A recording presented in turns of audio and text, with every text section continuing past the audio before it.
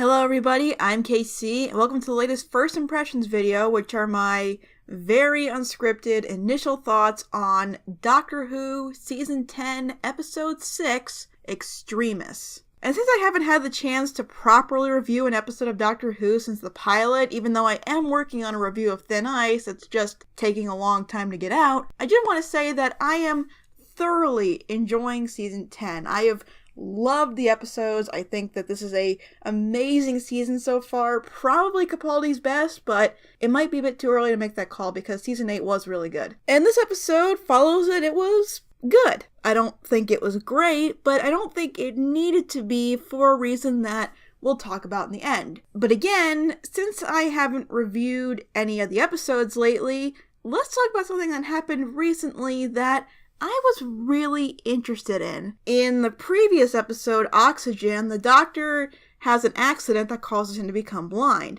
And at the end of the episode, it's revealed that that wasn't fixed, that he's still blind. And I really like this idea. I think it's very intriguing and an excellent obstacle for him as a character. Now, I kind of have a thing for sudden blindness stories. I kind of really like them. It's just one of those stories that shows up in a lot of shows. You see it in shows like Monk and a few others. But it's just a storyline I really like. I think it's because the first episode of a sudden blindness story I ever saw was MASH's sudden blindness episode, where Alan Alda's character Hawkeye becomes blind suddenly. And that is an incredible episode. One of my favorites. If you see one episode of MASH, make it that one, because it is the best example of this storyline. But as far as I know, this isn't something the Doctor has had a problem with in the 50 plus years of TV shows, comics, novels, and whatever. It's actually a brand new conflict that I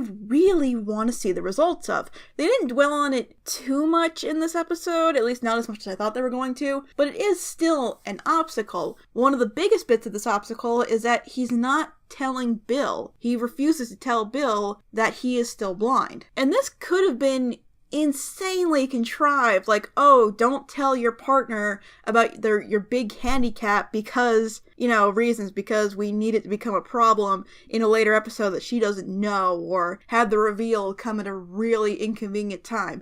But actually, there could be a few reasons for this. The episode actually gives a couple of good reasons, one of which being that Nardole says that once he tells Bill, it will become real and something he really has to deal with instead of trying to walk around it. But there's also the other reason that the reason the Doctor is blind in the first place is because he was trying to save Bill. He gave her his helmet in Oxygen, and the vacuum of space or something caused him to go blind. So if Bill finds out that he's still blind, she could still feel an immense amount of guilt for doing that, and maybe the Doctor doesn't want to put her through that. It's tough to say at this point, but there are a lot of reasons for why the Doctor doesn't want Bill to know that he is still blind. But like I said, the Doctor isn't trying to think of this as a problem, even though he does seem like he's scared of the fact that he may not be able to protect the Earth now because he can't see. They had that great line in the trailer, how can I save them when I'm lost in the dark? I love that. But he does try to walk around this with the return of the sonic sunglasses. Yay! I thought they got rid of these things. Did anybody like the sonic sunglasses? Like, they were a funny joke in,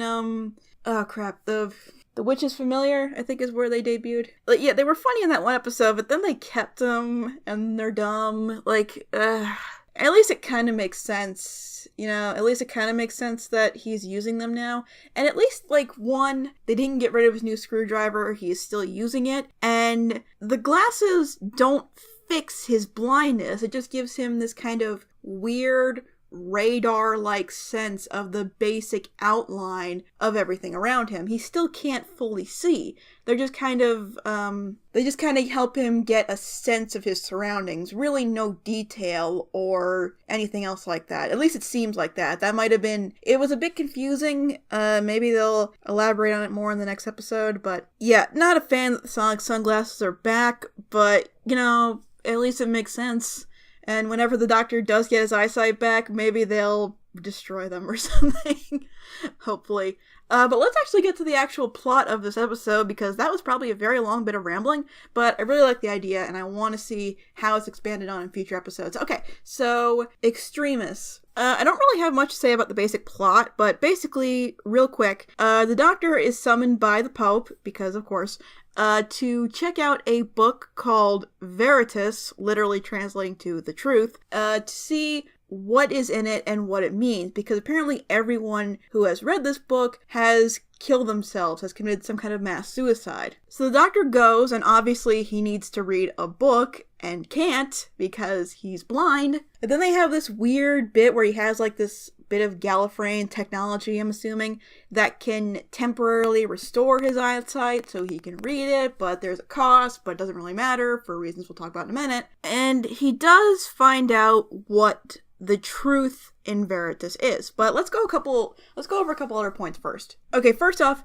can we talk about how much better Nardole has gotten? I said in my review of the pilot that he's okay, and I don't mind him being around. But ever since, he's gotten more proactive, he tries to keep the Doctor on his rope, keep him to his oath, and not really in an annoying way. He really is trying to look out for the Doctor and keep him on track with his responsibilities. But when the chips are down and he's dragged along on these adventures, he does come through. He tries his best to be an essential asset, and it works. Like I said in my review, he is there for some of the explanations when the Doctor isn't around or he just doesn't feel like it. And that comes in handy very much in this episode, since the Doctor is there trying to translate Veritas. Bill and Nardole discover these portals and transport to all sorts of different places, and Nardole tries to put the pieces together about where they are, what's going on, and why the portals are there in the first place. So Nardole's just become a much better character to me. I think he is a great member of the team, but I just like how much more essential Nardole is. He's not just this whiny guy who's trying to stay out of trouble, even though that's kind of what he's there to do. It's not in an annoying way. And in a series of flashbacks, which the main reason for them being there we'll go more into in a minute, we find out that the only reason Nardole is there is because River wanted someone to look after the Doctor after she left Beryllium. And first of all, that's the sweetest thing ever. I love River and I miss her. But yeah, I love this line that he has where River authorized him to kick the Doctor's ass if he gets out of line.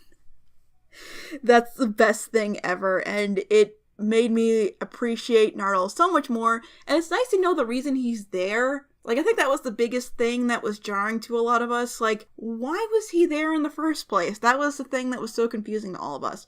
But you know what? This makes sense, and it's funny, and I do like it. And I really like Nardole. Now, before we go into what else was in those flashbacks, because it connects with the ever mysterious vault, let's go back to the main plot of this episode and talk about what was in the book and what those portals were and everything. So Nardole figures out that the portals lead to simulated worlds. And Nardole figures out that he himself is a simulation and disappears. So when Bill finds the Doctor again, he starts dropping hints that there are certain ways people act in these simulations. That means that they are simulations themselves, not real people walking around in the simulation.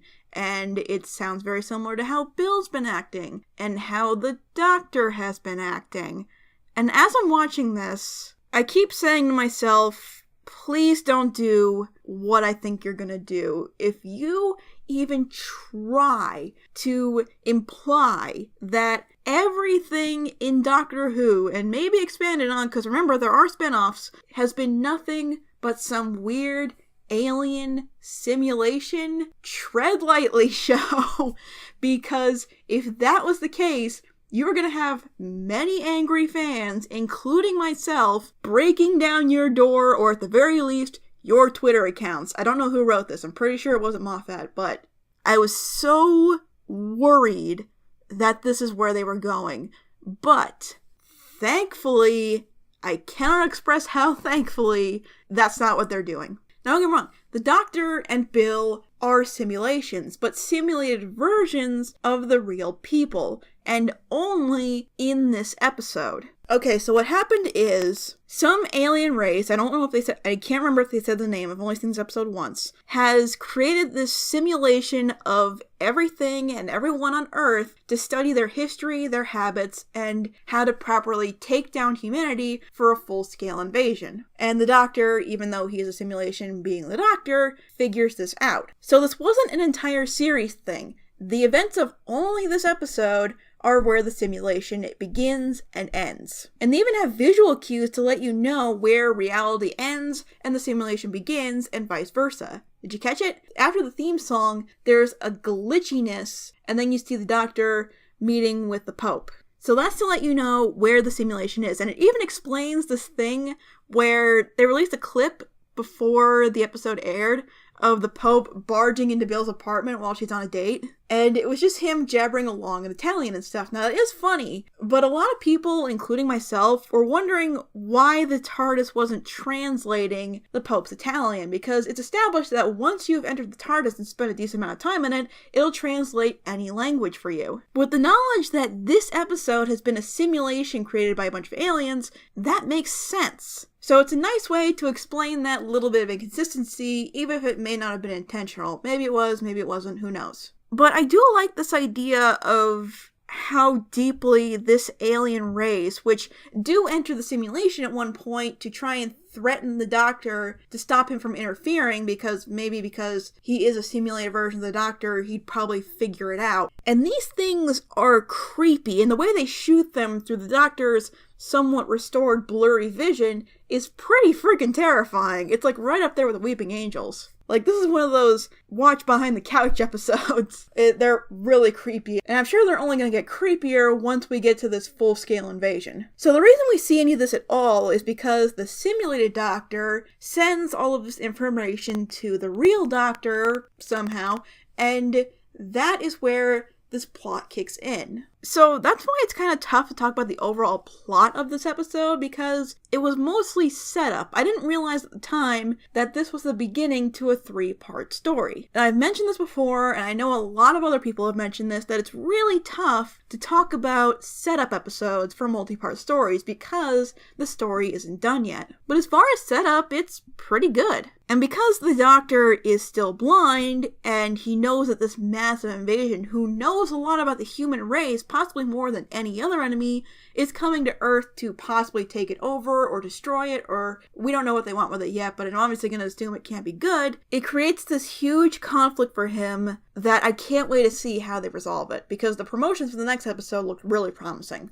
So yeah, that's the basic story, but I know the thing that anybody who watches the review of this episode is waiting for is to talk about the flashbacks, because they connect to what's really in the vault. Now, while I'm not sure why this story is told along with the story of the simulated Doctor figuring out he is a simulation, it's another step in this story that I'm not sure where it's going, but I like that. Okay, so what's in the vault? Well, I do like how this is set up. At the beginning of the episode, you see the Doctor, apparently with this specific species of alien who are masters of execution. Are you even surprised anymore? And, you obviously think that's the kind of impression they're giving, that the Doctor is going to be executed. But really what they say is that another Time Lord needs to be present at the execution of a Time Lord, and the Time Lord that's being executed is Missy. Now, what she did to piss off this race is anybody's guess, because she's Missy, she's the master, it could have been anything. It's not important, we don't really need to know. If we find out, great, but it's not important. So the Doctor is there to oversee the execution of Missy, and to take an oath to guard her body for 1,000 years to avoid any complications, because Time Lords' bodies are so unique. And I think this is a really good idea. I really like this reveal, even though having it be Missy is really no big surprise. But like I said before, I would rather have something well written and plausible rather than something that would make me gasp for a minute but will leave me scratching my head in the 6 days until the next episode, but while I think about it more. That's what Hellbent did, and it sucked for it. But anyway, again, this is partly payoff, partly set up for what's going to happen next now that we know what's in the vault. But here's the thing. She wasn't executed. The doctor just kind of put her in this kind of hibernation, I think. But she is still alive in the other side of the vault, which is why we've heard something knocking and playing the piano and stuff. It's Missy on the other side. Now, it makes sense with how the doctor's been acting towards what's in the vault, and to me, that's all that matters. Again, I've only seen this episode once, so I don't think I can go too in-depth into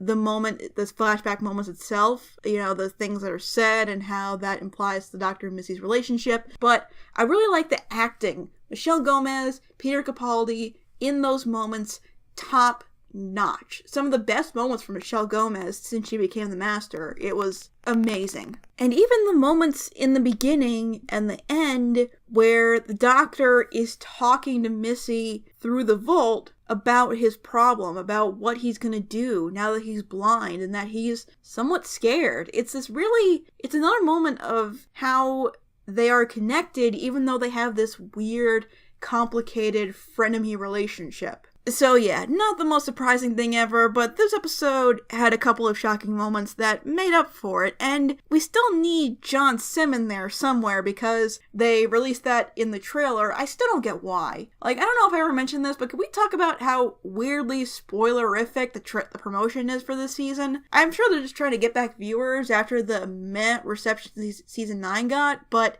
it just seems kind of weird. Why would you put John Sim in the trailer like that? When you reveal a super secret vault that has some kind of weird being that Nardole is terrified of and the Doctor needs to guard with his life, we're gonna assume that John Sim is in there. John Sim is the Master. And maybe he is. We don't know what those little execution beam things did to Missy. They might have caused her weird regression of regeneration or something. I don't know. And even this episode, with the trailer to this episode, like I said, that last line, how can I protect them when I'm lost in the dark? I really like that line, but it was the last line in the episode, and it was in the trailer. Why? I don't get it. It's weird. I know people are just gonna say, avoid trailers, but as long as it's official, I'm probably gonna see it. Maybe it's not a big deal or anything, but it does kind of bother me. But like I said, while this isn't my favorite episode of the season or anything, it is pretty good, and it mostly does what it set out to do. It set up, where we're going in the next step with this vault mystery, and it set up this invasion with this alien species. But like I said, it really is tough to deeply review an episode that's mostly just set up for a next series of episodes. But it does make me really excited for the next episode, The Pyramid at the End of the Earth. I think that's what it's called. And I do remember that episode not only is written by Stephen Moffat, but also Peter Harness, whose recent writing credit with Doctor Who is the Zygon Invasion 2-parter from the last season, which was hands down the best episode last season. So that's got me super excited. Even this episode was pretty good, but I am still very excited about this season, about the next episode, and how everything will come together. So what did you guys think? Feel free to let me know in the comments what your theories on what's coming next is, what you thought of this episode, or what you think of anything in the series so far. So for me, that's about it. Thanks for watching, and I will see you guys next time.